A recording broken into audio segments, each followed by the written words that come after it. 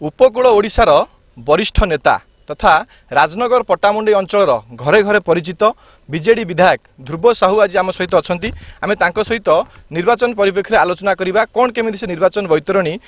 पारी हेबे कौन केमी निर्वाचन से प्रस्तुत अच्छा आज्ञा कनक न्यूज को स्वागत करी प्रथम जानापी चाहिए चलित निर्वाचन आप कौन केमी निर्वाचन बैतरणी पारी हेबे कौन केमी रणनीति प्रस्तुत कर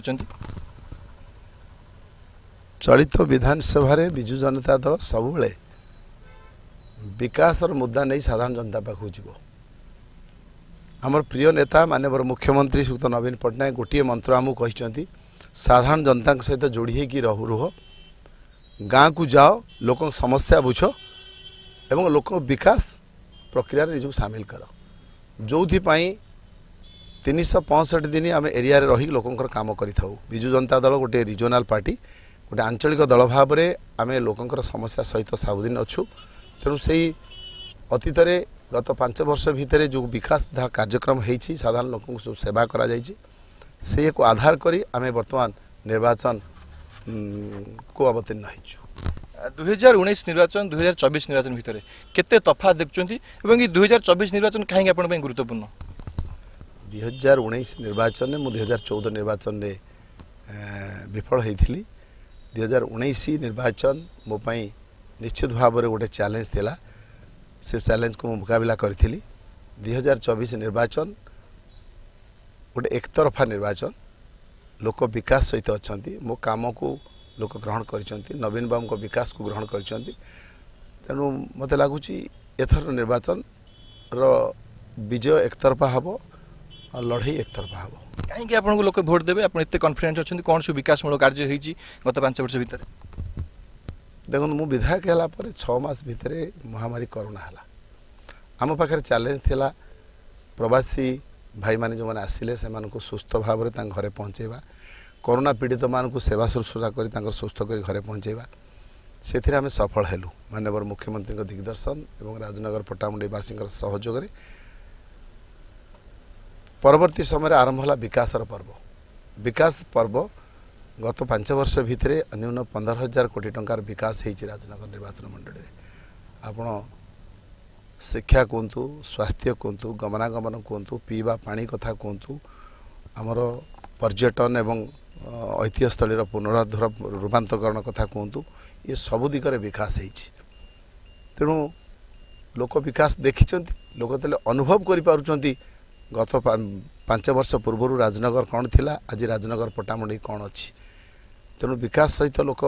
अच्छा लोक साधारण जनता सेवा कराई 24 घंटा घर पड़ जाऊ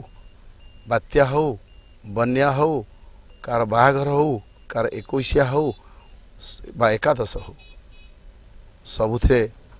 उत्सव बेसरे शैव द्रुहिके शत्रु विग्रह राजद्वारे श्मशान जतिष्ठति संबंध से राजद्वार हो बा श्मशान हो सबु जगह मु पहुँची एवं विकास सहित पहुँची मोर कॉन्फिडेंट मु 5 वर्ष जो मूल लगी से मूलर पाउना मो मालिक माने मत देवे कांग्रेस प्रार्थी देती बीजेपी प्रार्थी देती केंद्र मंत्री जो मैंने अच्छा माराथन प्रचार कर आसुँच केन्द्रापड़ा गस्त कर गोटे चैलेंज हो कि आप किसी फरक पड़ोनी ओडिया गोटे ढग अच्छी दिने ना काले ना गम्मा पुनई रे माई जो मैंने लोक समस्या सहित नहांती जो मैंने केवल लोकंर दुर्दिन के छिड़ा ही ना केवल भोट बेले आसिकी लंबा चिकन सुंदर भाषण वक्तव्य मिठा कथा कहले राजनगर पट्टामुंडी जनसाधारण बहुत बुद्धिमान बहुत ज्ञानी से माने अनुभवी से माने ताकू ग्रहण करेंगे नहीं आम देखु अनेक समय अनेक दाबी रोचे पट्टामुंडी सब डिविजन कथा कहतु जो अनेक समय दादन माने जाती राजनगर बोली जहाँ कहुए ये गोटे जो अपप्रचार गोटे चली गोटे जो रही आसी जो यहाँ आप कौन केमी ब्रेक देवे कौन केमी देखो एक्जाक्टली दादन नुहे दादन कहीकि आम आम लोक मान को अपमानित करुचे ता नुहे राजनगर पट्टामुंडी गोटे शिक्षित अंचल जनसंख्या दृष्टि बहुत युववर्ग ये उच्च शिक्षित शिक्षा लाभ पर आम अंचल जेहेतु शिल्प नाही खणी नाही ये गोटे उपकूल अंचल आमर जो पर्यटन विभव अच्छी तार पूर्ण विकास है ना तेणु स्वाभाविक भाव में निजर पेट पाटना विभिन्न ଶିଳ୍ପୋନ୍ନତ ରାଜ୍ୟମାନଙ୍କୁ ଆମ ପିଲାମାନେ ଯାଇଥାନ୍ତି, ସେଠି ବିଭିନ୍ନ ଶିଳ୍ପାଞ୍ଚଳରେ କାମ କରିଥାନ୍ତି। ସମସ୍ତେ ଦାଦନ ଭାବରେ କାମ କରନ୍ତି ନାହିଁ। ଶିକ୍ଷାଗତ ଯୋଗ୍ୟତାକୁ ନେଇ କିଏ କେଉଁଠି କ୍ଲର୍କ ଭାବରେ କାମ କରନ୍ତି, କିଏ ମେକାନିକ୍ ଭାବରେ କାମ କରନ୍ତି, କିଏ ଅପରେଟର ଭାବରେ କାମ କରନ୍ତି, କିଏ ଏକ୍ଜିକ୍ୟୁଟିଭ୍ ଭାବରେ କାମ କରନ୍ତି। ସମସ୍ତେ ଦାଦନ କୁହାଯିବ ନାହିଁ, କିନ୍ତୁ ଏଠି ଆବଶ୍ୟକତା ଅଛି ଯୁବକମାନଙ୍କୁ ରୋଜଗାର ଦେବାର। ସେଥିପାଇଁ ମୁଁ ଆରମ୍ଭ କଲି ଭିତରକନିକା ମହୋତ୍ସବ, ପେଣ୍ଠରେ ଇକୋ ରିଟ୍ରିଟ୍। ଆଜି ଆମେ ସେଥିରେ ସଫଳ ହେଇଛୁ। ଭିତରକନିକା ଆଜି ବେଷ୍ଟ ୱାଇଲ୍ଡ ଲାଇଫ୍ ଟୁରିଷ୍ଟ ଡେଷ୍ଟିନେସନ୍ର ମାନ୍ୟତା ଲାଭ କରିଛି ଜାତୀୟ ସ୍ତରରେ ଏବଂ ମାନ୍ୟବର ମୁଖ୍ୟମନ୍ତ୍ରୀ 368 କୋଟି ଟଙ୍କାର ଗୋଟେ ମାଷ୍ଟର ପ୍ଲାନ୍ ପ୍ରସ୍ତୁତ କରିଛନ୍ତି ଭିତରକନିକାକୁ ବିଶ୍ୱସ୍ତରୀୟ କରିବା ପାଇଁ। 59 କୋଟି ଟଙ୍କାର କାମ ଆରମ୍ଭ ହୋଇଛି ପ୍ରଥମ ପର୍ଯ୍ୟାୟରେ। ତେଣୁ ଯେତେବେଳେ ଆମର ପର୍ଯ୍ୟଟନ ବିକାଶ ହେବ, ଆମ ବେଳାଭୂମିର ବିକାଶ ହେବ, ଆମ ଯୁବକମାନେ ଏଇଠି ଚାକିରି ପାଇବେ। ତା ସହିତ ଆମର ଗୋଟେ state institute of plumbing technology ଅଛି, ଯେଉଁଥିପାଇଁ ପ୍ଲମ୍ବିଂ ଟେକ୍ନୋଲୋଜିରେ ପଟ୍ଟାମୁଣ୍ଡାଇ ଅଞ୍ଚଳ ସମଗ୍ର ବିଶ୍ୱରେ ନାଁ କରିଛି। ସେଥିପାଇଁ ଆମ ଯୁବକମାନଙ୍କୁ ଆହୁରି ଉନ୍ନତମାନର ଟ୍ରେନିଂ ଦେଇ ଏଠି ସେଇ ଯେଉଁ ITI କାମ କରୁଛି ତାକୁ ଗୋଟେ ସେଣ୍ଟର ଅଫ୍ ଏକ୍ସଲେନ୍ସରେ ପରିଣତ କରାଯାଇ ଏଠି ଗୋଟେ ଟ୍ରେନିଂ ଆଣ୍ଡ ପ୍ଲେସମେଣ୍ଟ ସେଣ୍ଟର ପ୍ରତିଷ୍ଠା କରିବାର ପରିକଳ୍ପନା କରାଯାଇଛି। ସେଟା ହେଲେ ଯୁବକମାନେ ଟ୍ରେନିଂ ନେଇପାରିବେ, ନିଯୁକ୍ତି ଏବଂ ଆତ୍ମନିଯୁକ୍ତି ପାଇପାରିବେ, ଆର୍ଥିକ ଦୃଷ୍ଟିରୁ ସ୍ୱାବଲମ୍ବୀ ହେବେ, ଆଉ ବାହାରକୁ ଯିବେ ନାହିଁ। ଯଦି ଆପଣ ନିର୍ବାଚିତ ହୁଅନ୍ତି, କ'ଣ ସବୁ ସ୍ୱପ୍ନ ଦେଖିଛନ୍ତି ରାଜନଗର ବିକାଶ ପାଇଁ? କ'ଣ ସବୁ ଆଗାମୀ ଦିନରେ ଆପଣଙ୍କର କାମ ରହିଛି କରିବା ପାଇଁ? ମୁଁ ତ ମୋର ସଂକଳ୍ପ ଗଣମାଧ୍ୟମ ଆଗରେ ଆଗରୁ ପ୍ରକାଶ କରିଛି। ମୁଁ ଯଦି ଏ 5 ବର୍ଷରେ ମୋର ସଂକଳ୍ପ ହେଉଛି